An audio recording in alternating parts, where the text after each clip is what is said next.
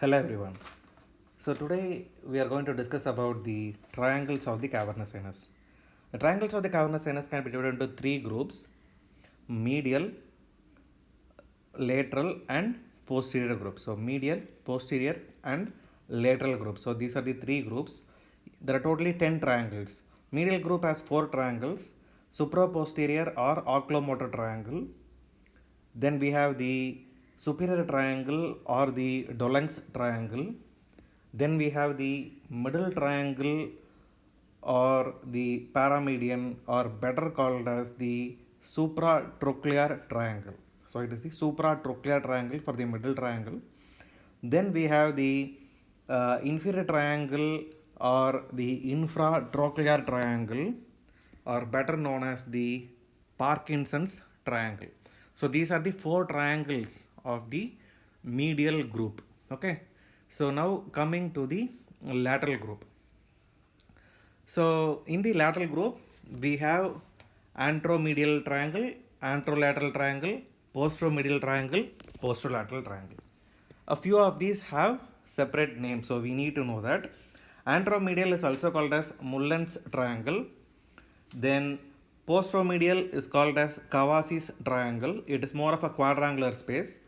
Then we have the posterolateral triangle or the Glasscock's triangle. Okay, so these are the 4 lateral triangles. Coming to the posterior group, we have only 2. One is medial and the other is lateral group.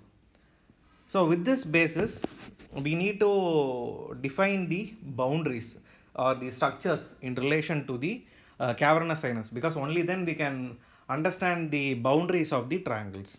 So basically we have second cranial nerve 3, 4, V1, then the V2, V3, and the sixth cranial nerve. Then we have the GSPN. So the second cranial nerve will exit through the optic canal. 3, 4, and V1 will come out through the superior orbital fissure. V2 through the foramen rotundum. V3 through the foramen ovale. And sixth cranial nerve and seventh cranial nerve through dural reflections, through dural hiatus. So apart from that, we also need to remember the anterior clavant process, posterior clavant process, then the petrous apex. So all these structures are important. And in addition to this, we need to draw to locate these structures, and then only then we can mark the boundaries of the triangles. So with this so first I am going to draw the optic chiasm and the optic nerve. You try to follow and draw on your own so that it will be easy for you. So you can see the optic canal. I am naming the optic canal. Then this is the optic chiasm, and you can see the optic nerve that is entering into the optic canal. So after this, I am going to draw the anterior clinoid process. Okay. So now after anterior clinoid process, I need to know where the posterior clinoid process is. So this is the posterior clinoid process.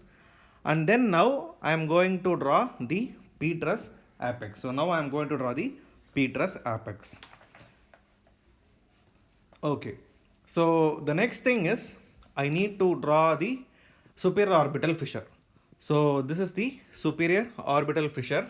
Then I am drawing the foramen rotundum, and then I am drawing the foramen ovale. Superior orbital fissure, foramen rotundum, and foramen ovale. So now after this, I am drawing the GSPN hiatus for the greater superficial petrosal nerve, because that is through which the GSPN will arise.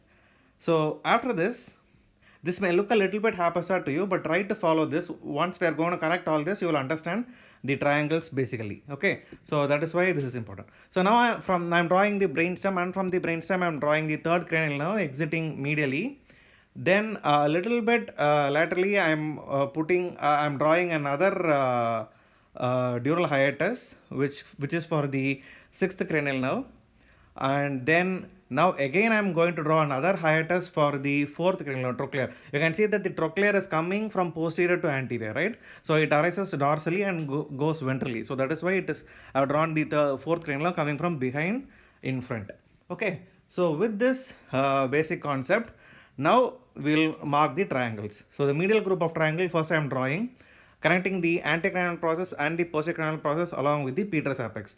So this one, ACP, PCP, and the petrous apex, all the bony parts together, they are connected to form the oculomotor triangle. Why is it called as oculomotor triangle? Because I am drawing the oculomotor nerve through it. You can see that the continuation of the oculomotor nerve. So that is the third cranial nerve I am drawing through the supraorbital fissure. And then just lateral to that, you will have the fourth cranial nerve. I am marking the fourth cranial nerve now. And then finally the ophthalmic division of the trigeminal. Through the foramen rotentum, I am drawing the maxillary, and through the foramen ovale the mandibular. So all three will unite together to form the near the trigeminal ganglion. So all these are uniting together and they will continue as a single cranial nerve, which is the trigeminal nerve. So this is the third nerve, fourth nerve, and the trigeminal. And now I am drawing the GSPN coming out through the hiatus for GSPN. So I am labeling all this for V1, V2, V3 and GSPN. Okay, so now we'll define the other triangles. So between the optic nerve and the third cranial nerve, we have a triangle, right? And this triangle is what is called as the superior triangle or the Dulong's triangle, right? So this is called as the superior triangle or the Dulong's triangle. Okay, so just lateral to that. So just lateral to that, between the third cranial nerve, fourth cranial nerve and its dural reflections, we have another triangle, and this triangle is what is called as the supratrochlear triangle, because it is just superior to the fourth cranial nerve. Okay, so anything that is inferior to that is going to be the infratrochlear. So 4, 5, 1, that is the ophthalmic division, and the dural reflections between these will form the boundaries of the infratrochlear triangle or Parkinson's triangle. This is very, very, very important. Okay, so now I am drawing a dural reflection connecting the all the three divisions of the trigeminal nerve. So with this, we have completed the medial group. So now we are coming to the lateral group. So between V1, V2 and its dural reflections is a triangle, and that triangle is what is called as the anteromedial triangle or the Mullen's triangle. So then between the maxillary and mandibular divisions of the trigeminal nerve, we have another triangle which is the anterolateral triangle. So two triangles of the lateral group have been completed.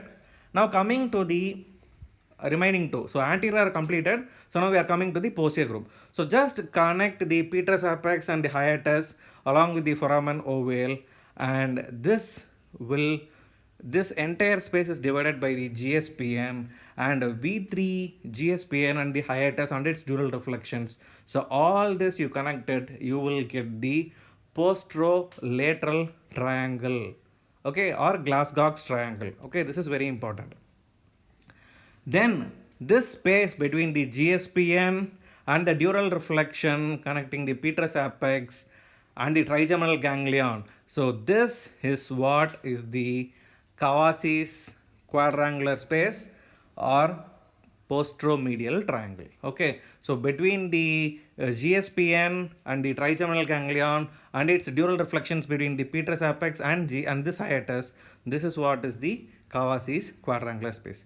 Now I am connecting the posterior clavernous process with the dural reflections of fourth and sixth cranial nerves to draw the inferior group, okay, so or the posterior group. So this space between the petrous apex and the dural reflections of fourth and sixth, and this is what is called as the lateral triangle or the infralateral triangle, and just medial to that between the posterior clavernous process and the dural hiatus for fourth and sixth cranial nerves, this will form the medial triangle or the inframedial triangle. So this will pretty much summarize the boundaries of the cavernous sinus. Thank you.